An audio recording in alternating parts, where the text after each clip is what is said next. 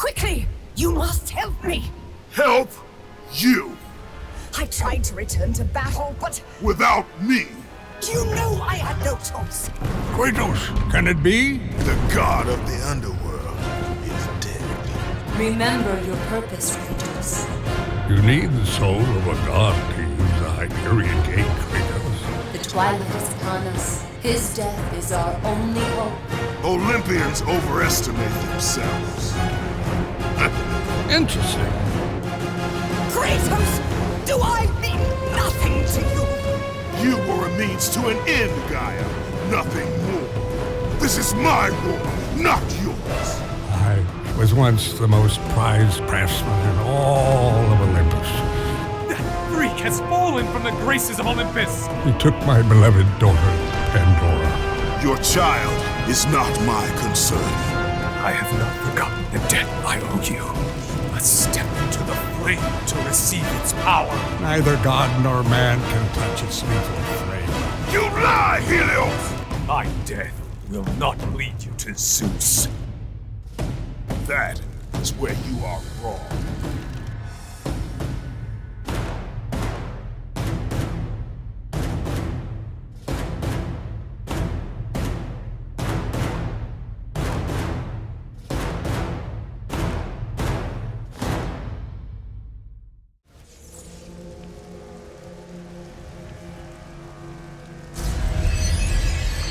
The head of Helios was savagely earned.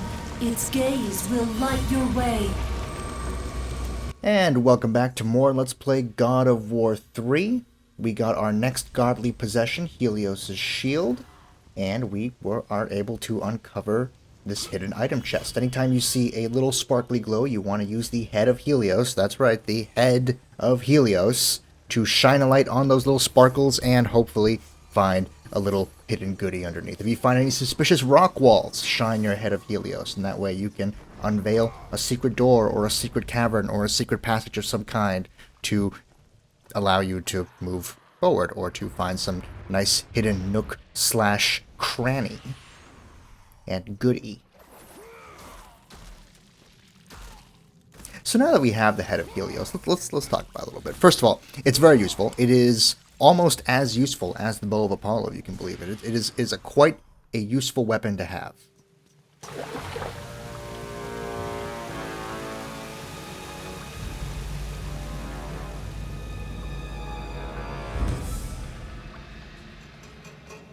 Or should I say item. Welcome to the Path of Eos. Eos is the sister of Helios, and we actually saw Eos in Chains of Olympus. So you can check out the playthrough of Chains of Olympus to actually see Eos herself. Got ourselves our 6th Gorgon's Eye, I believe. Now it's time to upgrade our health yet again. 2 to go. Hooray. Get to learn a little bit about the Path of Eos here. Those who see what the gods see shall find the path to Olympus. Basically, it just means shine Helios real bright and you will be able to find a path to the next area of the game. So, hooray! As I was saying, Head of Helios, very, very useful. It can stun enemies. That's about all it's really good for, but it does a really, really good job of stunning enemies in a very, very wide radius. Also, when it comes to destroying little things, the Head of Helios can destroy little things too. Just hold down the triangle button when you're holding the head itself, and you will be able to destroy little vases and stuff that are nearby Kratos. That's saving you the trouble of having to destroy everything for the red orbs.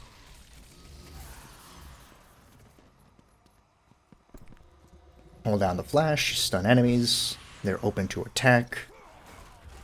Straightforward, but very, very useful. Similar to the Bow of Apollo, now that our Blades of Exile are level 3 and our Bow of Apollo is fully maxed out in power, the Head of Helios also only has 2 levels, and you want to make sure you that you power it up to level 2 as soon as possible, just to make the Head of Helios even more viable of an alternative item than it already is. This encounter features harpies that we can barely see because they're off in the distance in the darkness. Just stun lock them with the Head of Helios, use the Bow of Apollo. This is an item battle, not really a weapon battle. You can use your weapons if you want to, but mostly you're going to be relying on the bow and the head to do what you gotta do, which is just murder all the things, obviously.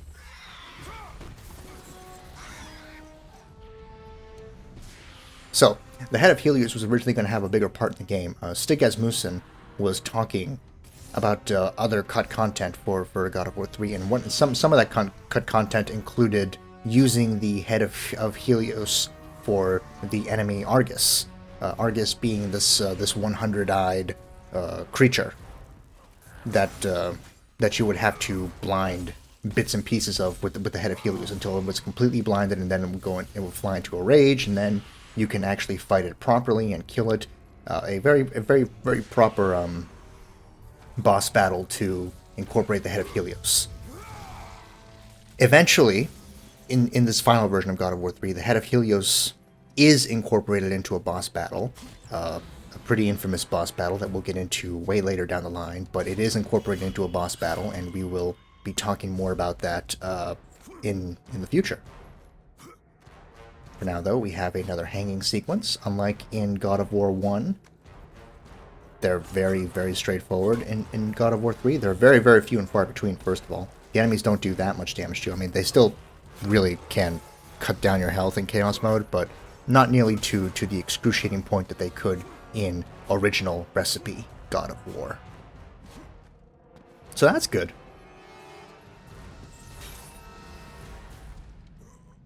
Get some health. Nice. Continue onward. Path of Eos is...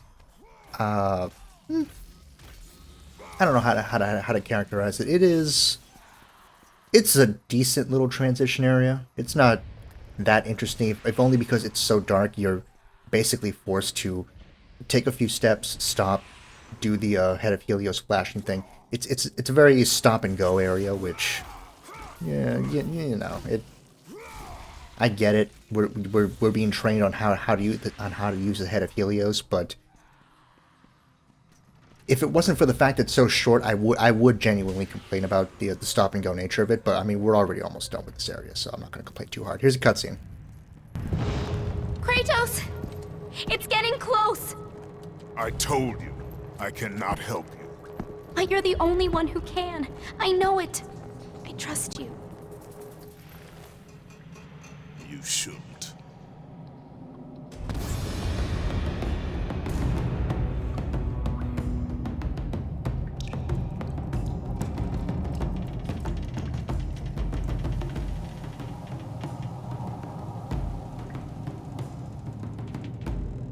Okay. And with that, we get to continue onward. Pandora, again, trying to get us to help her. We aren't going to do that. We really have no reason to at this point. We would have to go out of our way. We would have to go up against more gods who aren't Zeus, and we don't want to do that. We really just want to get to Zeus and end him. We have a very one-track mind right now that we really want to follow through on.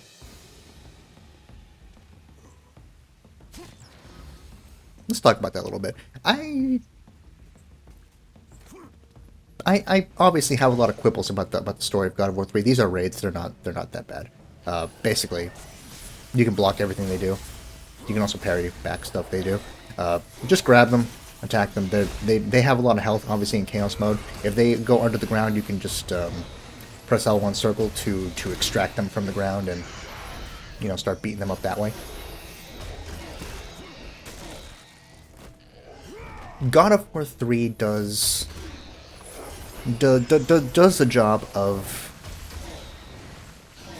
bringing Kratos down to his lowest, of really having Kratos, who has lost everything at this point, who really doesn't have anything left. You know, Calliope is out of his reach in Elysium. Lysandra is presumably also out of his reach in Elysium. Deimos is gone. The gods don't like him / have betrayed him. That's a weird thing, where that wraith just disappeared and didn't give me any red orbs for killing him. He's just gone. It's weird. Anyway.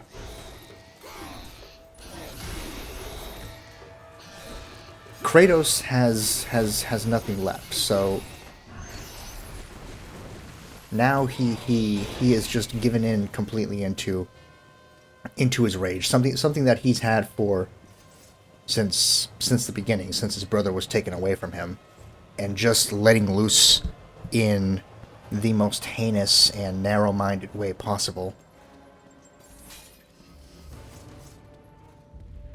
I think it's really interesting to have this be the story.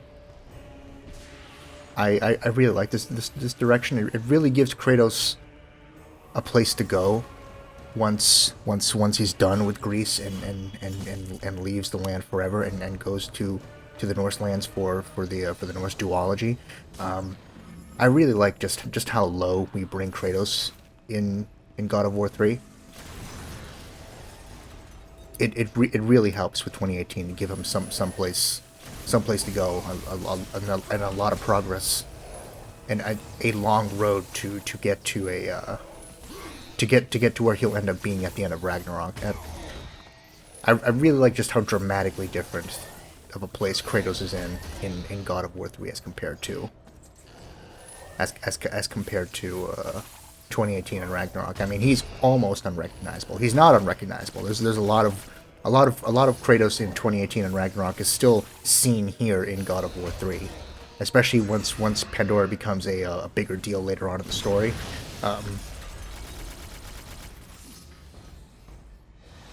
But he's just shut all of that off and just pushed all of that away, and it's just really interesting to see how dramatically low of a place he's in, and just how much he's going to work on himself throughout 2018 and Ragnarok to get to a very, very different, much better place. And just how intelligent he is, and just how self-reflective he is, and understanding of the kind of person he once was, and why he was this person. A person who at this point truly doesn't have anything.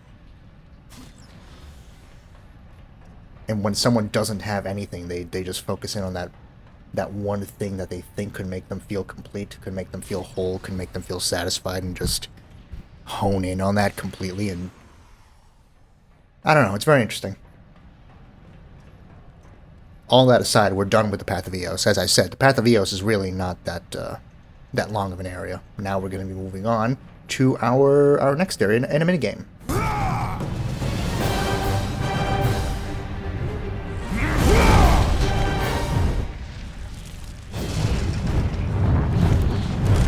Welcome to the Chain of Balance. The Chain of Balance is, for the most part, one big minigame / an encounter with a Titan. We'll talk about that encounter with a Titan later. The minigame is simple. Just move around, dodge things, make sure your controls aren't inverted, or unless you're into that for some reason.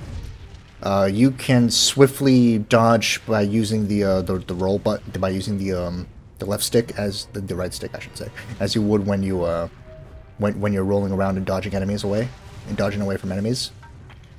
You can do that if you're in a pinch, but otherwise you can just move carefully up, down, left, and right with the right control stick, and just, dodge the things. Very, very straightforward. But very cool. Once again, God of War 3 does an excellent job with the visuals.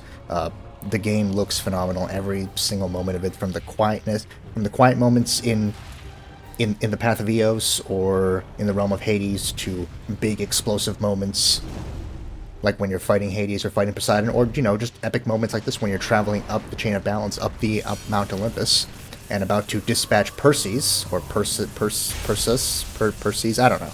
It's spelled Perses, so, pronounce it how you will. That takes care of the fire Titan that squashed Helios' chariot for us. Thank you. The Titans really did get the short end of the stick in God of War 3. I mean, they really do just show up at the very beginning and then get all knocked out, and then they're just shafted to the side for the majority of it. Gaia shafted to the side, Perseus shafted to the side, the other unnamed ones, the Earth one and the Lightning one, also just shafted away to the side. Disappointing that the second Titanomachy wasn't a bigger part of this, considering just how much it was built up in God of War 2. and how much it's alluded to in other God of War games, like especially Ghost of Sparta.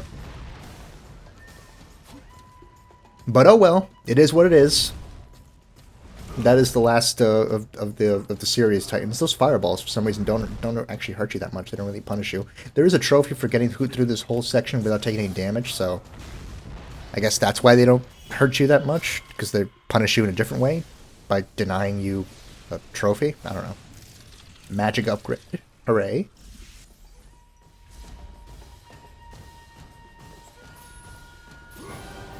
Taking a sip of water. I recently had COVID. And I really did a number on my throat. Crazy to think in 2023 it's still can still really rock you, but it did. Anyway, I'm all good now. So no worries there. The second part of the flying minigame, just as simple as the first one. Just dodge things. You have some small holes that you need to try to fit in. The only really difficult flying minigame is going to be the one way later down the line in like episode... God, what is it? Episode 11, I think we have the next flying minigame. And that one's actually difficult. That one we'll talk about in more detail, because that one's actually... That one can really mess you up if you're not careful.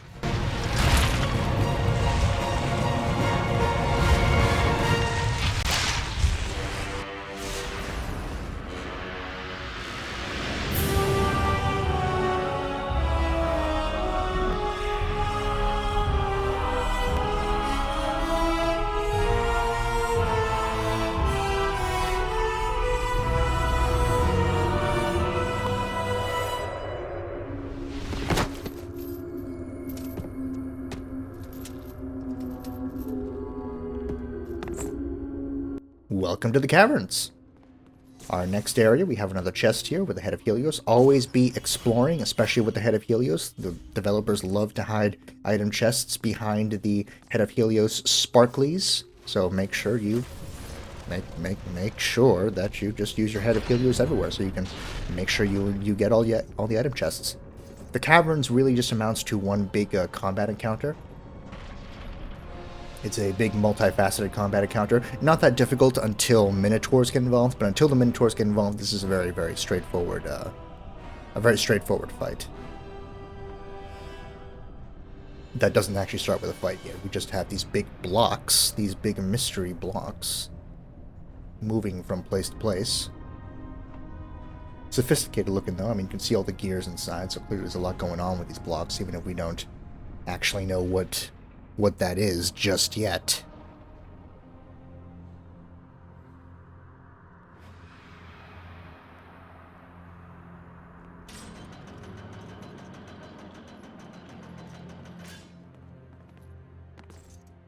Make sure you grapple onto this. Make sure you actually do it right so you don't fall off. There we go. Thank you. And grapple again, and we can move on to this, burn this bramble, and I believe now when we burn this bramble, we will start our next, our real combat encounter, our actual combat encounter, the actual meat and potatoes of the caverns, which is going to be a whole lot of enemies. As I said, it's going to start off pretty straightforward. It's just a whole bunch of unarmored enemies. Again, like I said in the previous episode, even though they introduced those, the more advanced versions of the basic enemies, the ones that can, the ones that can't be grabbed immediately, they don't use them all that much. The developers are mostly going to be sticking with these unarmored ones that you can grab and ram into other ones, which is good, because that just makes things easier for us. So for the beginning, you just have a whole bunch of unarmored enemies. Just make sure to grab them, ram them into others, throw them off as quickly as possible to clear the arena and get some field control here. Eventually, the Minotaurs join in, and this is where the battle starts getting a little bit complicated, because the Minotaurs aren't going to be aiming for you specifically. They're going to be trying to bring down the box that we're standing on, the cube that we're standing on. So hurt the Minotaurs a little bit to have them turn their attention to you. These are armored Minotaurs, so they have more health. They do a little bit more damage. They have different weapons, but you can still block everything they do, so don't Don't worry in thinking that your strategy needs to change against the Minotaurs just because they have armor now. It doesn't. Hurt them a little bit. Eventually the Minotaurs will get bored and try to go back to attacking the chain holding up the box. Don't let them. Just keep attacking them. Keep gaining their attention. Don't waste your magic just yet. There is going to be... There are still way more phases to this fight, and you want to make sure that, as a result, you don't waste your magic too soon.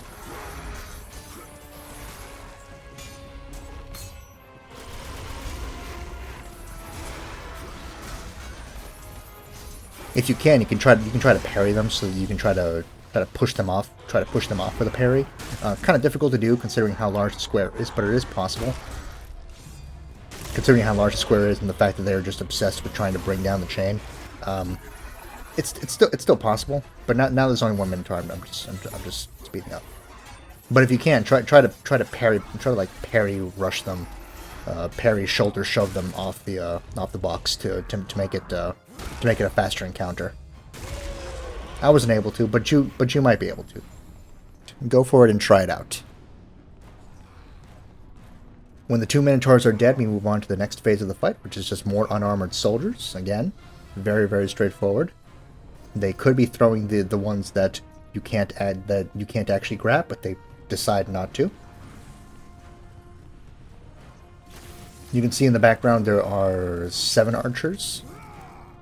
They're not a threat just yet, so before they become a threat, just take your bow of Apollo and kill them. One burning arrow shot will dispatch of a batch of 3, and then you can just use regular arrow shots to kill the last one in the middle.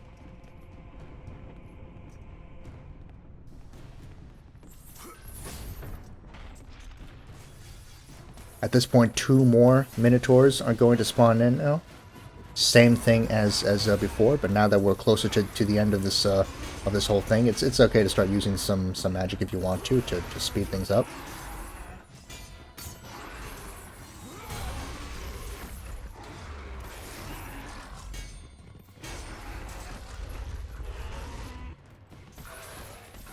Don't let them destroy that chain. Keep their attention on you. Keep attacking them. If they decide to start running back to the chain, focus in on that Minotaur that ran back to the chain and, punish him for doing so.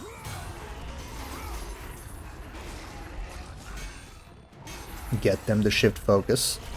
It is annoying.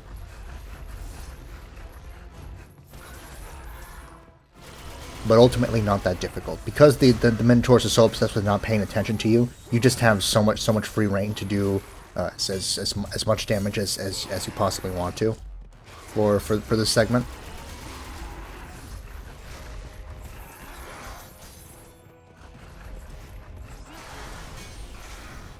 Again, you can be more liberal with your magic, but because of the fact that this battle is almost over at this point.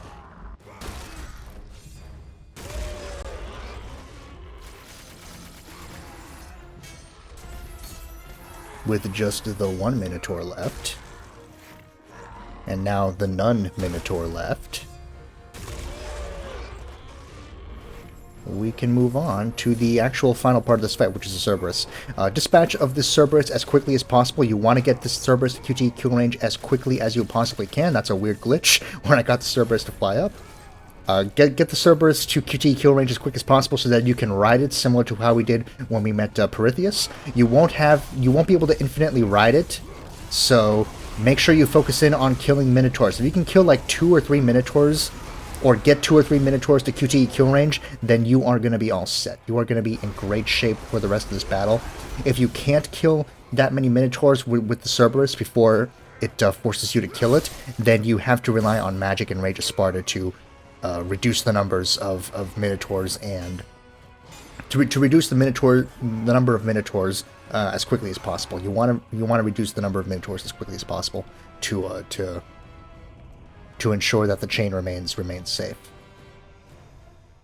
But with that, we're all done with this encounter. Now we can move on to another cutscene and meet another god. We can actually kind of see him off in the background there. So let's go ahead and officially meet this person. Look who it is! Kratos, the ghost of Sparta, the fallen god, the cursed mortal. To catch a fly from the ass of Zeus is not worth my time, Hermes. A coward's words, Kratos. You don't try to catch me because you know you can't. Kratos, where are you off to today? Kill any family members lately? Oh, that's right. You're off to kill your father, Zeus. Won't happen, can't happen. Kratos is on a fool's errand. Again. Never, never learn. Never, never change. Kratos the fool who killed his own blood. Kratos the fool among mortals and gods. Forever, ever cursed. Forever, ever doomed. Consumed by vengeance to his last breath. The Spartan lights the way to dusty death. Oh man, they do a great job of making Hermes insufferable. And there is reasons for why the gods are acting even worse than you would expect them to. There is lore reasons behind that. But before we do anything else, let's go ahead and upgrade the head of Helios, as we just did.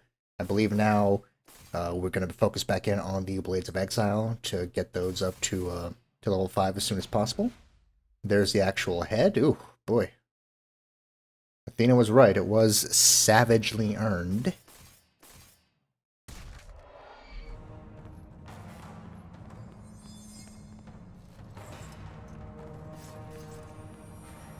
Moving on, though.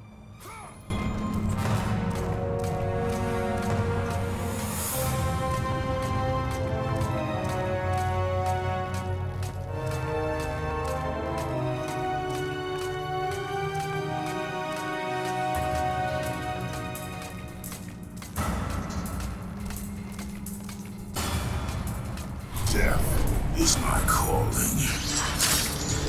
Vengeance my creed. I will wash away the past with the blood of Olympus.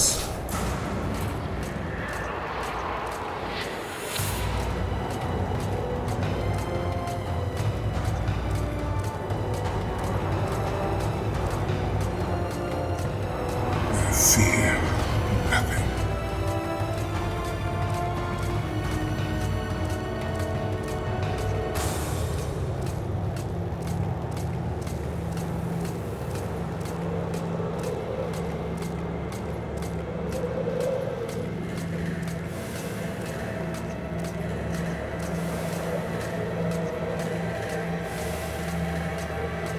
I hope for nothing.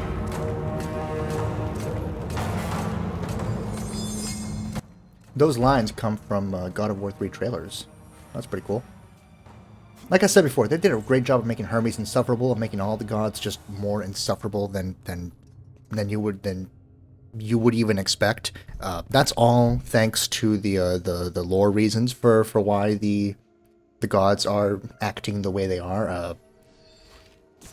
I just wish that Zeus would interact with you more. I mentioned this before, but it's just, we're repeating the God of War 2 thing where Zeus just remains off in the side for so long, and it doesn't. I don't like it in God of War 3 as compared to God of War 3, as compared to God of War 2. It's disappointing, I think, that Zeus just stays off in the sidelines, and there is a reason for that. There's a lore reason for that, but I don't really like it all that much. In the meantime, though, we're learning a lot of lore about a lot of things that are going to be important for later on in the game.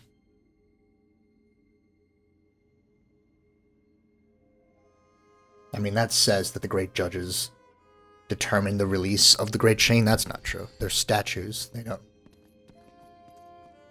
They're statues that can be manipulated, so, you know. Whatever.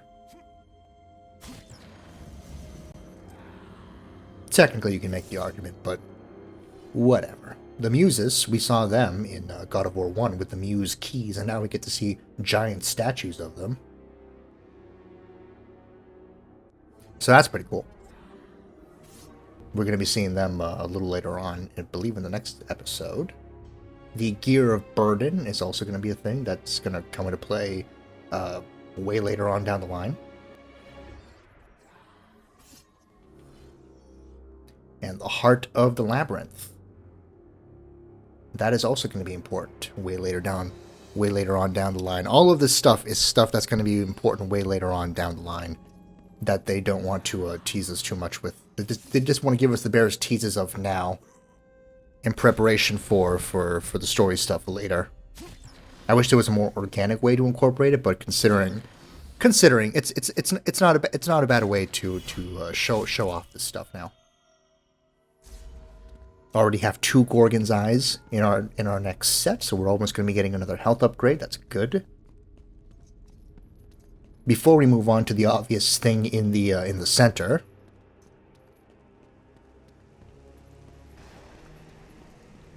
we're going to go ahead and check out here. This little area with the 2 more red orb chests and another thing to read. Mankind has paid dearly for the deaths of Poseidon, Hades, and Helios. The dead are free, the sun is gone, and the world is flooded. That is a shame.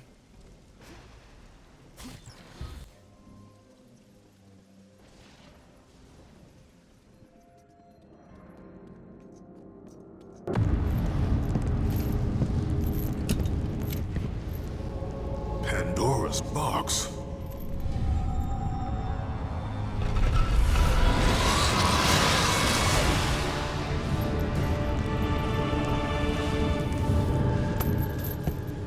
What is the meaning of this?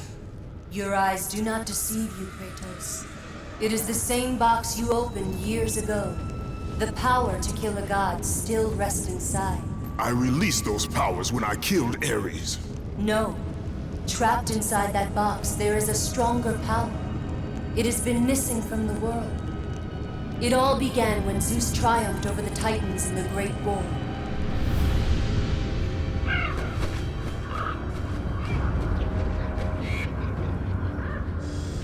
Zeus understood that the evils born from that battle, if left free, would destroy the world of man and gods.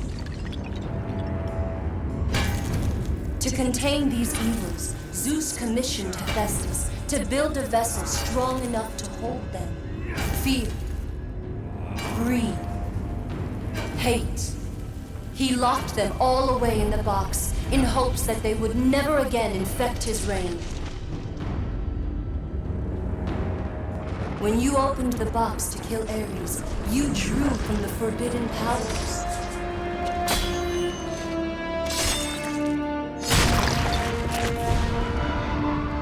After witnessing your victory, fear gripped Zeus. But the flame is deadly. How can I recover the box? With its namesake, Kratos. Pandora? She is the key to destroying the flame. The key to our revenge. This will be difficult, Spartan. A simple child will not trouble me, Athena. I hope you are right, Ghost of Sparta.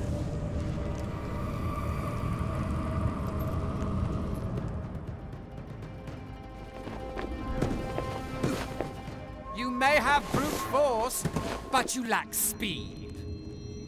Well, a lot of lore and a new mission, the actual mission of the game to find Pandora so that we can get past the Flame of Olympus and open Pandora's box once again. But before we can do all that, we gotta deal with Hermes. So let's go and do that.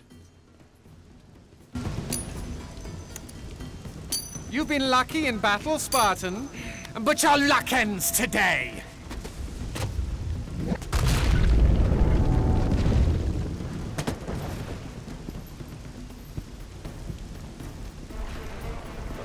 What makes you think you'll ever catch me? Okay, so this whole next section of the game is just chasing Hermes. It's a very straightforward section. Very fun. I really like it. The Olympian Citadel, as it says right there. It's a whole section of the game where we're just going to be chasing Hermes. That is going to be... So slow. Yeah, thanks, Hermes. That's really excellent line to interrupt me with. Yeah.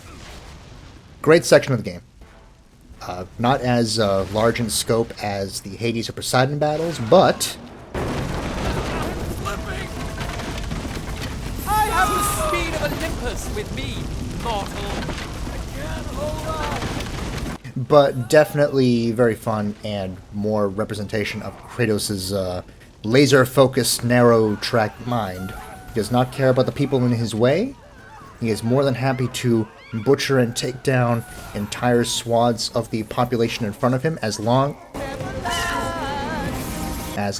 as he gets what he wants or needs, which in this case is Hermes out of his way. We killed Hermes' kid in God of War Betrayal. Is this fun?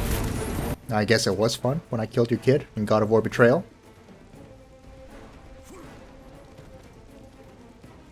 This whole section is very, very, very straightforward. Just intended to give you more of Hermes' character here. Close, Spartan, but you'll have to try harder. A trickster by nature, but much more but his vaingloriousness is much more exaggerated now. I'm just going to spoil it because I want to talk about it. We're going to find out later that when Kratos opened Pandora's box the first time at the end of God of War 1, that he unleashed all of the evils within the box to the gods themselves. Like, the gods themselves were infected by various evils, depended on their personality. So Zeus, for example, was afflicted by the evil of fear, and it corrupted him completely, Should I slow down a little, Kratos? turning him into someone afraid of the marked warrior prophecy. Hephaestus is plagued by the evils of misery and deceit. Hermes here is plagued by vaingloriousness, of arrogance, mischief, even. Hades was afflicted by just pure hate for Kratos in retaliation for what he had done to Persephone. Poseidon, what was Poseidon afflicted by?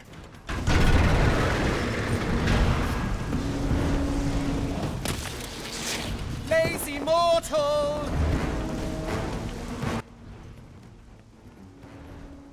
Poseidon, I say, opening up the article so I can cheat a little bit and just find out as we go through this linear section here, was afflicted by something similar to hatred. He was afflicted by rage in retaliation for the destruction of Atlantis, which makes sense.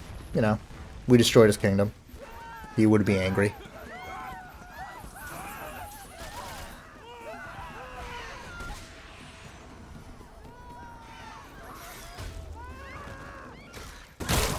Nice try, Kratos.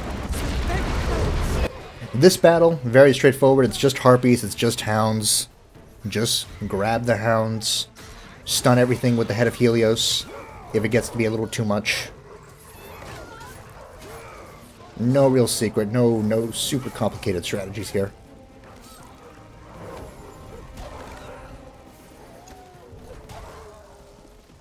Just kicks. There is a trophy related to kicking 50 hounds. You can work through that for a majority of the game, but it won't be until the next episode we come across a room that will really help you meet the requirements for some of the more annoying trophies in God of War 3, like kicking 50 hounds or stunning 100 enemies with the head of Helios. There is going to be a special room with infinite enemies coming up in the next episode that will really allow you to get those trophies in a very quick and efficient manner.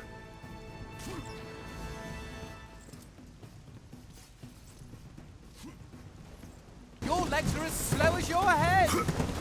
And your flame hair is as... I don't know. I got nothing. I cannot wait to kill him.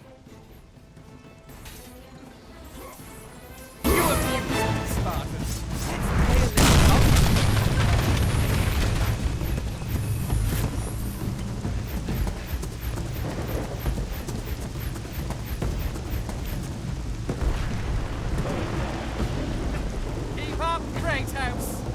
Yeah, I can't wait to kill him and get the most useless item in the game. I mean, God of War 3 has a collection of really fantastic items and weapons, but there always has to be the one that isn't as good, and even God of War 3 has that.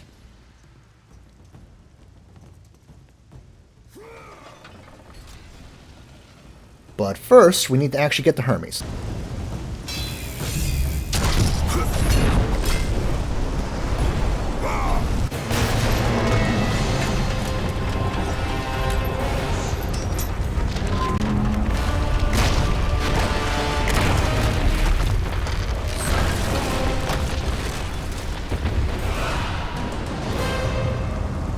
Okay, and with the statue of Athena down for the count and Hermes maybe down for the count, we gotta find him first to confirm that. Let's go ahead and get our next godly possession. Hermes' coin. They all have use. We're gonna see in the extras video the use of all of these godly possessions. They're the cheats of the game. There's 10 of them in total. We will be discussing those in the extras video. For now, let's follow the trail of blood. Hermes is really, really bleeding up a storm here. I mean, holy crap. How is he still walking around with that much blood gone? I mean, really. I will not be bested by a mortal. So to end the video, we have the Hermes boss fight. It's barely a boss fight. Not every single god... You won't test me! Not every single god has a giant epic boss fight associated with them. Helios certainly didn't, and Hermes also doesn't. This is a mini-boss encounter.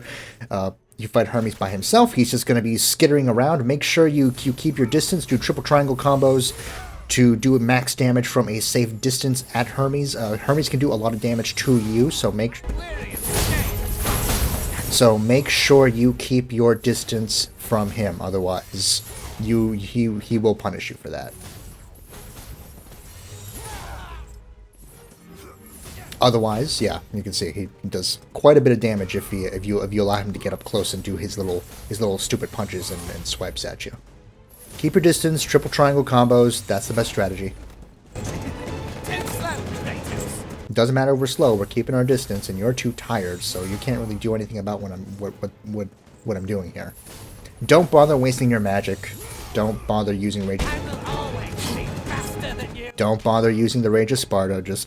I almost died, but he also has one special attack where he can that requires a QT. It's the annoying analog stick QT, so I'm glad I didn't get that during my encounter, honestly. And that's it. So I'll see you all next time for more Let's Play God of War 3. Bye-bye. I thought Spartans fought with honor, and yet you seek to kill me when I have no way to defend myself? Not fair. But you have your own sense of honor, right, Kratos? And what has that honor brought you? Nothing but nightmares of your failure. Today you may defeat me, but in the end, Kratos, in the end, you'll betray only yourself.